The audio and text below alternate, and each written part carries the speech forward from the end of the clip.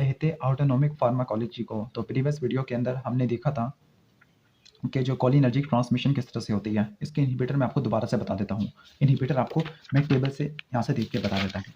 तो जो पहला इनहिबिटर आपको देखने को मिलता था जो ट्रांसमिशन को ब्लॉक करता था वो था हेक्सामिथोनियम, ठीक हो गया, सॉरी हेमिकोलिनियम। तो हेमिकोलिनियम था, वो ट्रांसमिशन को ब्लॉक करता था। पहले मैं यहाँ से निकाल लेता हूँ। तो ये आपको टेबल नजर आ रहा होगा, इसमें ऑटोनोमिक ट्रांसमिशन और ड्रग्स के इफेक्ट नजर आ रहे हैं। तो पहली ड्रग मैंने बताई थी हेमिकोलिनियम। हेमिकोलिनियम, वेजामिकोल और बोtulinum टॉक्सिन, ये कोलिनर्जिक ट्रांसमिशन को ब्लॉक करते हैं। इनका मैकेनिज्म ऑफ एक्शन थोड़ा सा डिफरेंट होगा। हेमिकोलिनियम किस तरह से करती है, हेमिकोलिनियम सोडियम कोलिन ट्रांसपोर्टर को इनहिबिट कर देती है, जिसकी वजह से एसिटाइल कोलिन की सिंथेसिस नहीं होती। तो हेमिकोलिनियम ये किस स्टेप को ब्लॉक कर रही है, असल में ये ट्रांसमीटर की सिंथेसिस को ब्लॉक कर रही है हेमिकोलिनियम, ठीक हो गया।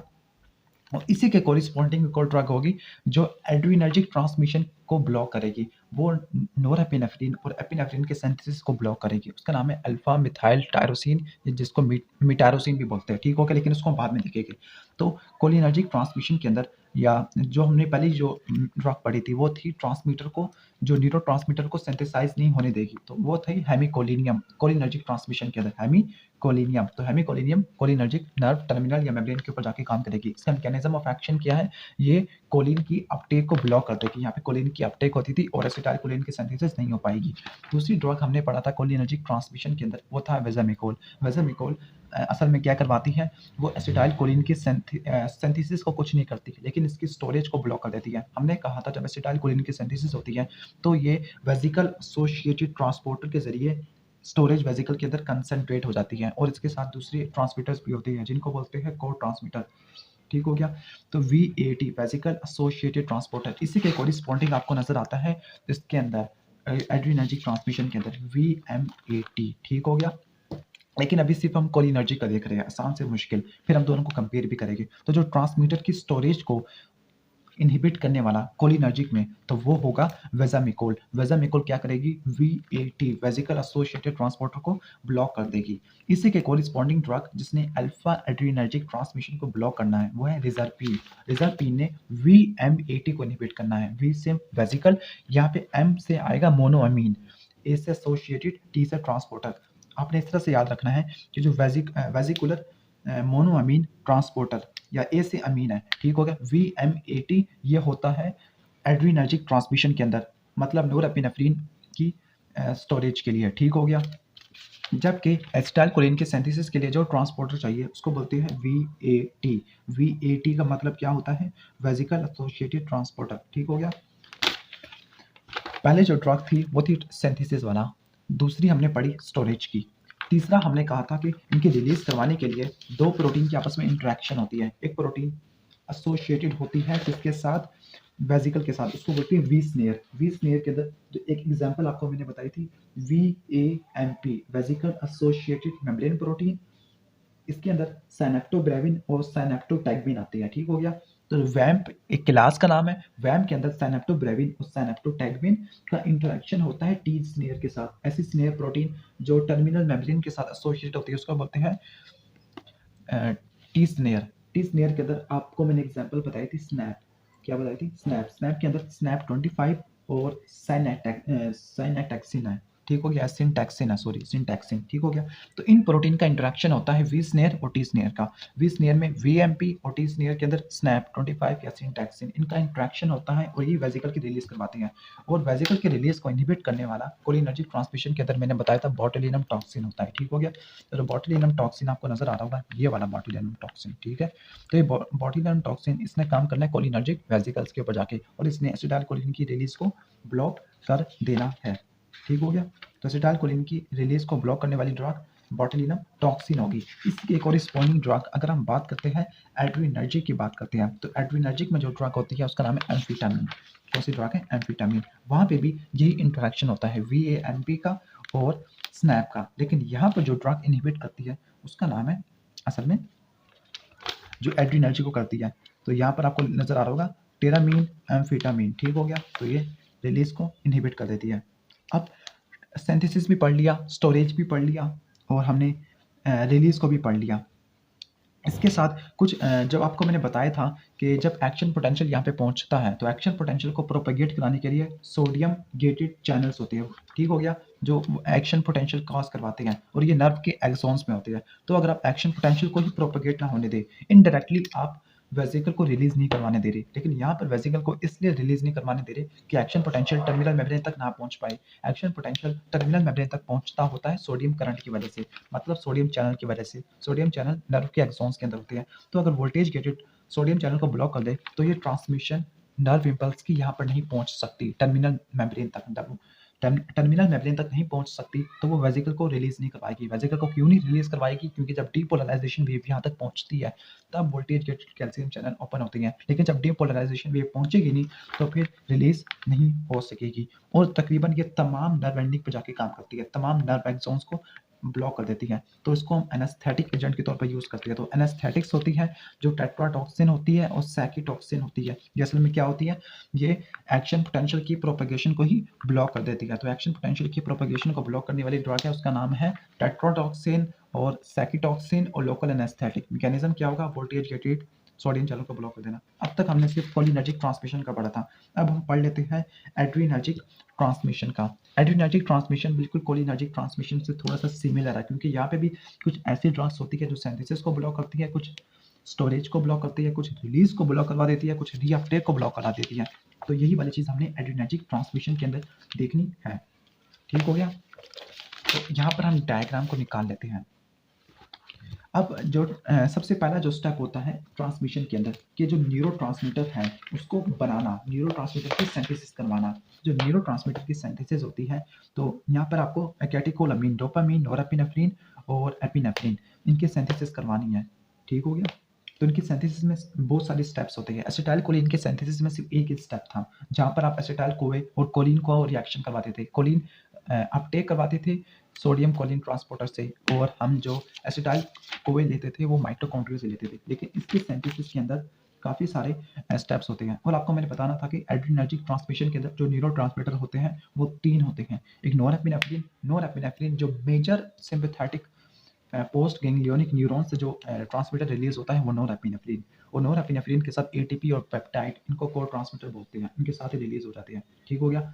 लेकिन ऐसे सिंपैथेटिक नर्व फाइबर या ऐसे सिंपैथेटिक पोस्ट गैंग्लियोनिक फाइबर जो थर्मो रेगुलेटरी स्वेट ग्लैंड जिनको इक्राइन स्वेट ग्लैंड और जो स्केलेटल मसल की वेजोडायलेटर फाइबर्स होती है, वहाँ पे रिलीज होता है एपिनेफ्रिन, और डोपामीन रीनल ब्लड वेसल्स में आके रिलीज होता है। ठीक हो गया? तो डोपामीन की एक्सेप्शन आपको देखने को मिलती है यहाँ पर, हमने जो शुरू वाले दिन में देखा था।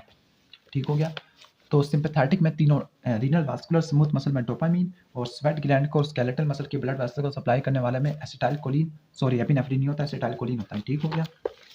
तो अब हम स्टार्ट करते हैं इनकी ट्रांसमिशन को। तो सबसे पहला स्टेप होता है इनकी सिंथेसिस करवाना। सिंथेसिस डिफरेंट स्टेप्स पे होती है। सबसे पहले आपने सिंथेसिस करवाने के लिए टायरोसिन को लेना होगा। तो टायरोसिन को अपटेक कराने के लिए सोडियम टायरोसिन पंप होता है। ठीक हो गया? तो उसको बोलते हैं सोडियम डिपेंडेंट कैरियर। तो ये हमारा क्या है? Sodium dependent carrier. इसके जरिए, सोडियम के जरिए या सोडियम के साथ साथ टायरोसिन भी सेल के अंदर आ गया। तो टायरोसिन यहाँ पे सेल के अंदर आ गया। अब टायरोसिन सेल के अंदर आ गया तो उसके वही स्टेप्स चलेंगे जो हमने बायोकेमिस्ट्री में पढ़े थे। हाइड्रोक्सिलेशन होगी टायरोसिन की। तो जब टायरोसिन की हाइड्रोक्सिलेशन होती है तो बनता है डोपा, और एंजाइम होगा टायरोसिन हाइड्रोक्सिलेज। वो कहते हैं कि ये एंजाइम रेट लिमिटिंग होता है।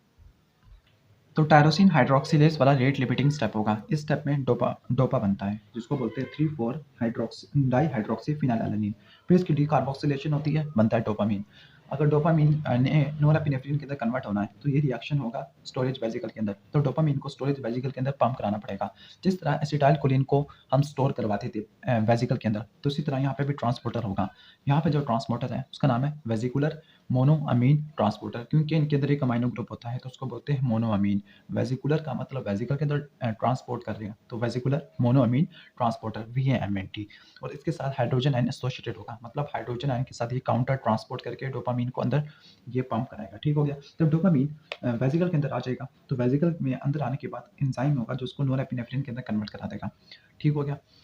अगर फिर नोरेपिनेफ्रिन, अगर एपिनेफ्रिन के अंदर कन्वर्ट होना है, वैसे कन्वर्जन होती है एड्रीनल मेडुला के अंदर, लेकिन सिंपैथेटिक पोस्ट गैंग्लियोनिक न्यूरॉन में एपिनेफ्रिन 20% बनता है। तो अगर एपिनेफ्रिन बनाना हो तो यहाँ पर एंजाइम होता है मिथाइलेशन कराने वाला। ठीक हो गया? लेकिन जो मेजर न्यूरोट्रांसमीटर है वो नोरेपिनेफ्रिन है। फिर इसके बाद वही स्टेप आएगी कि सिंथेसिस हो गया, अब रिलीज़ करवाना है। सिंथेसिस स्टोरेज भी हो गया, अब रिलीज़ करवाना है। तो रिलीज़ करवाने के लिए जब ये वेव आती है डिपोलराइजेशन वेव, तो voltage gated calcium channel open हो जाते हैं।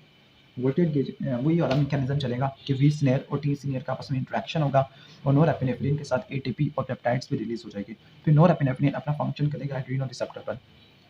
अब इसके एक्शन को खत्म कराना है, तो फिर इसके एक्शन को खत्म कराने के लिए नॉर्मली जो एसिटाइल कोलिन की बारी में पड़ा था, तो वहाँ पे एक ही मैकेनिज्म था जो इनके एक्शन को खत्म करवा रहा था। वो क्या मैकेनिज्म था, एंजाइम था वो एसिटाइल कोलिन एस्ट्रेस, जो पोस्ट साइनेप्टिक सेल में या स्पेसिफिकली साइनेप्टिक लेफ्ट के अंदर मौजूद होता है। लेकिन यहाँ पर आपको तीन मैकेनिज्म देखने को मिलते हैं इसकी टर्मिनेशन करवाने के लिए, इस एक्शन को खत्म कराने के लिए। यहाँ पर या तो पहला ये हो सकता है कि इसकी डिफ्यूजन हो जाए, ठीक हो गया, डिफ्यूजन होके ये टारगेट सेल से दूर चला जाए। दूसरा मैकेनिज्म ये है कि जो नोरएपिनेफ्रिन इसको रीअपटेक करा ले, तो रीअपटेक कराने के लिए नोरएपिनेफ्रिन ऑटो रिसेप्टर्स होते हैं, ठीक हो गया। ये वाला सॉरी ऑटो रिसेप्टर को छोड़ के नोरएपिनेफ्रिन अपने रिसेप्टर पर जाके बाइंड करके अपने ही रिसेप्टर की डाउन रेगुलेशन करवा देगा, सेंसिटिविटी को कंट्रोल करता है। इसको बोलते हैं फीडबैक रेगुलेशन। मतलब अगर ज़्यादा स्टिमुलेशन होती है तो ये फीडबैक इनहिबिशन के जरिए अपनी ही स्टिमुलेशन को कम करा देगी। तो ऑटो रिसेप्टर का ये फंक्शन होता है। हाँ, नोरएपिनेफ्रिन को रीअपटेक कराने के लिए जो ट्रांसपोर्टर होता है उसको बोलते हैं नोरएपिनेफ्रिन ट्रांसपोर्टर। तो पहला मैकेनिज्म था डिफ्यूजन, दूसरा नोरएपिनेफ्रिन ट्रांसपोर्टर बताया था मैकेनिज्म, और तीसरा होगा एंजाइमेटिक वाला।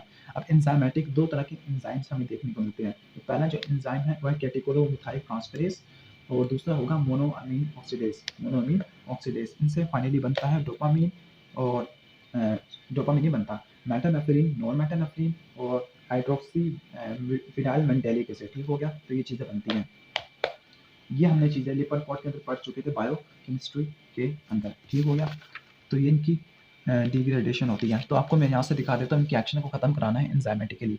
तो एपिनेफ्रिन और नोरएपिनेफ्रिन और डोपामीन, तो जो एपिनेफ्रिन और नोरएपिनेफ्रिन इन पर एंजाइम एक्ट करेगा मोनोअमीन ऑक्सीडेज और कैटेकोलोमिथाइल ट्रांसफेरेज। अब डिपेंडिंग अपॉन कौन सा एंजाइम पहले काम करता है, अगर मोनोअमीन ऑक्सीडेज वाला एंजाइम पहले काम करता है तो बनता है डाईहाइड्रोक्सी मेंटेलिक एसिड, ठीक हो गया। फिर कैटेकोलोमिथाइल ट्रांसफेरेज उसको कन्वर्ट करा देगा 3 मिथॉक्सी 4 हाइड्रोक्सी मेंटेलिक एसिड। तो जो कॉमन प्रोडक्ट बननी है उसका नाम है 3 मिथॉक्सी 4 हाइड्रोक्सी मेंटेलिक एसिड। इसकी सिग्निफिकेंस क्या है, इसकी सिग्निफिकेंस ये है कि अगर एड्रीनल मेडुला का ट्यूमर होता है जिसको बोलते हैं फियोक्रोमोसाइटोमा, तो यूरिन के अंदर इस कंपाउंड की एक्सक्रीशन ज़्यादा हो जाती है, जिसको बोलते हैं विनाइल मेंटेलिक एसिड या 3 मिथॉक्सी 4 हाइड्रोक्सी मेंटेलिक एसिड। दूसरी तरफ अगर एपिनेफ्रिन और नोरएपिनेफ्रिन को पहले कैटाबोलाइज करें कैटेकोलोमिथाइल ट्रांसफेरेज से, तो पहले बनता है मेटानेफ्रिन और नोरएपिनेफ्रिन से बनेगा नोरमेटानेफ्रिन। वो भी कन्वर्ट हो जाएंगे 3 मिथॉक्सी 4 हाइड्रोक्सी मेंटेलिक एसिड, जिसको बोलते हैं विनाइल मेंटेलिक एसिड। तो ये था कोलिनर्जिक ट्रांसमिशन, ठीक हो गया। अब यहाँ पे कुछ इसके इनहिबिटर्स को भी देख लेते हैं, अब कौन सी ड्रग्स किस तरह से काम करती है, फिर इसको कंपेयर भी कर देंगे। अब पहले हम बात करते हैं सिंथेसिस की। तो जो सिंथेसिस में जो ड्रग इनहिबिट करती है वो है मिटायरोसिन, या जिसको मिथाइल टायरोसिन भी बोलते हैं। ये मिटायरोसिन कॉम्पिटिटिव इनहिबिटर का काम करती है। इसका स्ट्रक्चर टायरोसिन से सिमिलर होगा, तो ये टायरोसिन हाइड्रोक्सिलेज से कॉम्पिटिटिव इनहिबिशन काज करवा देगी। तो रेट लिमिटिंग स्टेप को ब्लॉक करने वाली यानी सिंथेसिस को ब्लॉक करने वाली ड्रग होगी मिटायरोसिन होगी। तो अगर एड्रीनर्जिक ट्रांसमिशन में ट्रांसमीटर के सिंथेसिस को ब्लॉक करना है तो ड्रग का नाम है अल्फा मिथाइल टायरोसिन या मिटायरोसिन। जबकि एक्शन पोटेंशियल के प्रोपगेशन को इनहिबिट करवाना है तो आपको लोकल एनेस्थेटिक्स चाहिए, टेट्रोडॉक्सिन चाहिए या फिर सैकिटॉक्सिन चाहिए, और ये इनका जो साइट होती है वो नर्व एक्सॉन्स पे जाके काम करती है, ठीक हो गया। अब हम बात करते हैं इनकी स्टोरेज को। तो कोलिनर्जिक ट्रांसमिशन के अंदर एसिटाइल कोलिन की स्टोरेज करवाने के लिए V80 था ट्रांसपोर्टर, ड्रग इनहिबिट करती है विजामिकोल। लेकिन यहाँ पर जो ट्रांसपोर्टर है VM80 वेजिकुलर मोनोअमीन ट्रांसपोर्टर, इसको इनहिबिट करने वाली रिजर्पिन है। मतलब एड्रीनर्जिक ट्रांसमिशन में एड्रीनर्जिक न्यूरोट्रांसमीटर की स्टोरेज को ब्लॉक करने वाली ड्रग होगी रिजर्पिन। रिजर्पिन के साथ टेट्राबेनाजीन भी होगी। कहाँ पे जाके काम करेगी, एड्रीनर्जिक टर्मिनल पर। Main mechanism of action storage को ब्लॉक कर देना, ठीक हो गया। अब यहाँ पर सिंथेसिस भी हो गया, स्टोरेज भी हो गया। अब रिलीज को ब्लॉक कराने के लिए जो ड्रग्स होती है वो है ब्रिटाइलियम ग्वानेथिडीन, ठीक हो गया। तो ये ड्रग्स होती है, ये क्या करवा देती है, इनके रिलीज को ब्लॉक करवा देती है। इसके साथ जो टेरामीन और एम्फीटामीन, ये भी एड्रीनर्जिक नर्व टर्मिनल पे जाके काम करती है, लेकिन इनका फंक्शन होता है ट्रांसमीटर रिलीज को बढ़ा देना। टेरामीन और एम्फीटामीन ट्रांसमीटर रिलीज को बढ़ा देती है, जबकि ग्वानेथिडीन और ब्रिटाइलियम ये क्या करवाती है, ट्रांसमीटर रिलीज को ब्लॉक करवा देती है, ठीक हो गया। जबकि टेरामीन और एम्फीटामीन ट्रांसमीटर की रिलीज को बढ़वा देती है, ठीक हो गया। जो एक और ड्रग है जिसका नाम है अल्फा लैक्टोटॉक्सिन। ये कोलिनर्जिक और एड्रिनर्जिक वेसिकल दोनों पे जाके काम करती है और ये ट्रांसमीटर के रिलीज को भी बढ़ा देती है। पहले हमने इनहिबिशन वाला पढ़ा था। इनहिबिशन में बोtulinum टॉक्सिन कोलिनर्जिक पे जाके काम करता था, वो एसिटाइलकोलिन के रिलीज को ब्लॉक करता था, जबकि बिलिटाइलियम और गुआनिथिलीन ये एड्रिनर्जिक पे जाके काम करते हैं। लेकिन जो लैट्रोटॉक्सिन है दोनों पे जाके काम करती है और ये ट्रांसमीटर के रिलीज को काफ़ी ज़्यादा बढ़ा देती है। जबकि टिरामीन, एम्फेटामीन ये एड्रिनर्जिक नर्व टर्मिनल पे जाके काम करती है और ये ट्रांसमीटर के रिलीज को बढ़ा देती है।